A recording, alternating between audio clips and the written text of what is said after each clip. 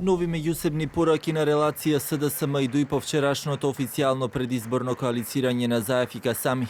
Од партијата на Ахмети денеска со подсетување до Заев за тоа како што велат кој му помогнал да направи влада, но и да не се заборави дека не сме победникот од албанскиот блок да не биде дел од идната влада, бидејќи во спротивно тоа би значило непочитување и претопување на волјата на гласачите од албанскиот блок. Не треба да се заборави клучната улога на Али Ахмети и Демократската унија за интеграција, која што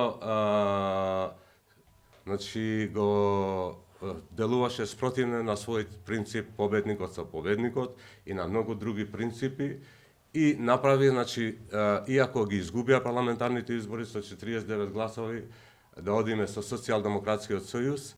Заев пак од Бихачка денеска со порака до се уште актуелниот владин коалицијски партнер дека победник на следните избори ќе биде новата коалиција на СДСМ и БЕСА и тие ќе одлучат со кого ќе ја правеле идната влада. Кандидатските листи пак најави дека ќе ги обелоденат на 9 март.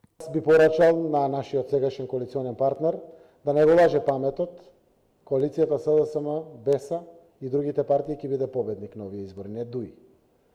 И тоа во 6-та изборна единица, каде што најмногу се мерат влијанието на втората етничка заедница, албанската, по големина во државата, тука е кој е победникот. Јас тврдам дека ние ќе бидеме победници во 6-та изборна единица заедно.